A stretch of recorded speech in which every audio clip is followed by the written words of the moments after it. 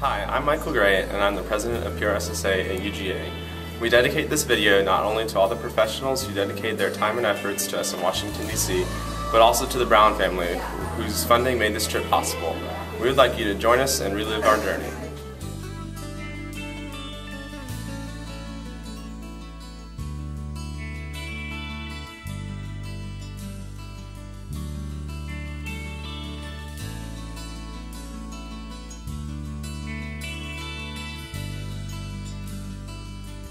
Actually probably spend half the day talking to you. The best way to do that. The only other thing I was going to say in terms of what we try to do in terms of communications here, and others will talk about this later, is that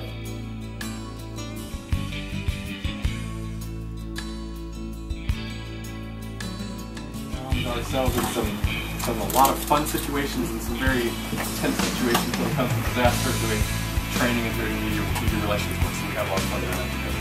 Jonathan Aiken. Good morning, everybody. Good morning. What we've been told here. From the White House podium, with the briefings that take place there every day, you'll hear the messages that come from that podium. So knows wants to know what we're doing. FEMA wants to know what we're doing. You know, Department of Homeland Security wants to Michael, do me a favor and look into the camera and tell me what you're. We'll do it over this way, like the camera's over. Okay? That's because that's what you'll want to do. You want to have a conversation with the person who's doing the interview. Rykrei, and I'm the Vice President of Public Relations at the Red Cross. You go, girl. Yeah. Just today. right from the top there. Okay. So tell me, Carly, this has been huge storm that hit South Texas and northern Mexico. What is the American Red Cross doing at this time? Yes, well, since the storm has come in today, after it hit yesterday, it was a hurricane category 5.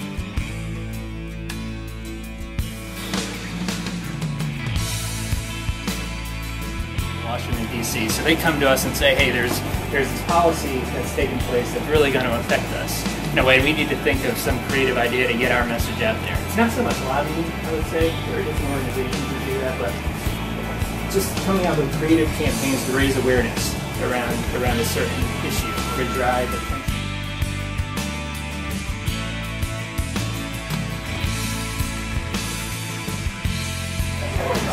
So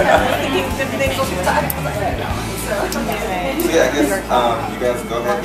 There's not a lot of instructions, so be creative and just let your imagination go crazy. And our main goals were obviously to distinguish them from acts. So we started by saying, okay, obviously we don't want their colors. So no blacks, no blues. We'll start by branding Ashe with light, vibrant colors, positive vibes.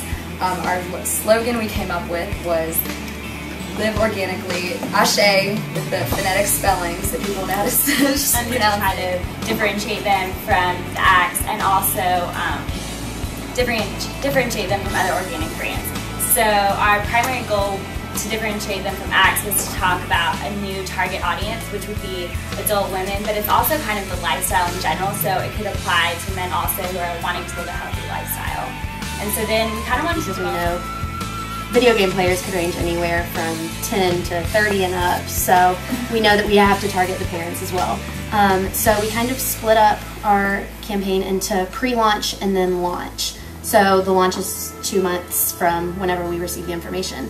The play in Australia thing too. So what we did to make our title more specific was we decided it wasn't just a game, we decided what game it was. So we decided it's going to be... but, you know, we decided it... Lesson learned.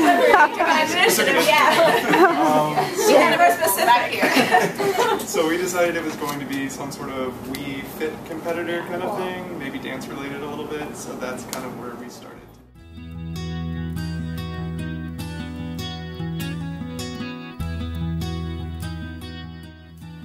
You know, even though my clients there, I was in kind of like email marketing, digital stuff there. You know, there was like children's books, videos, TV shows, all that stuff.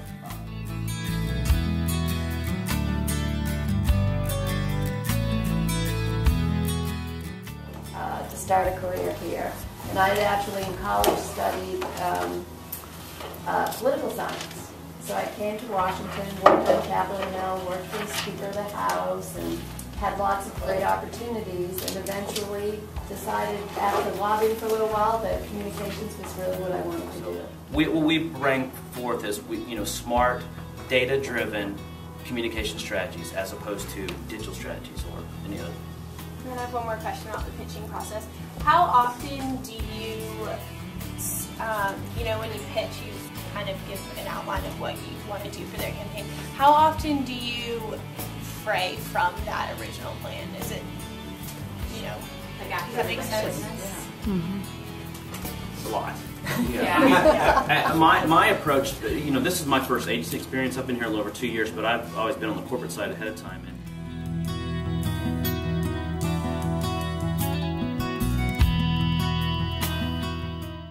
Young and Rubicam family, so we have quite a few relationships going on.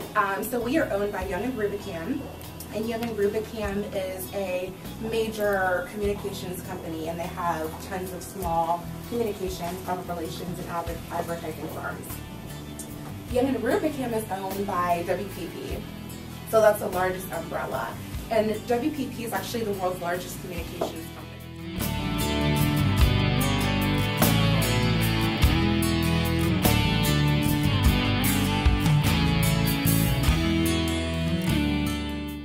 I'm Carly Cry, and I'll be graduating in December of this year.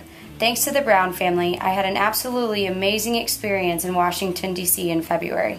On my last day, I was able to shadow the communications director at Academy Healthcare. Thanks for making this possible.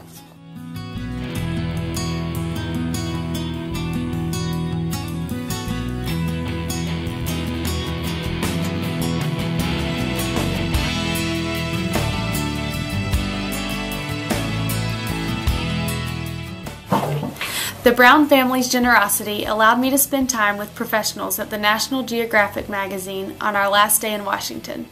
Thank you for this great opportunity. I'm Elizabeth Ragland, and I'm a senior.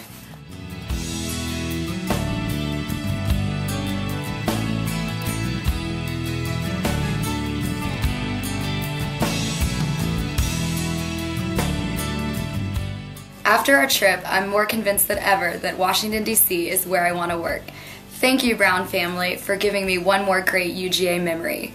I'm Aline Adams, and I'm graduating in May.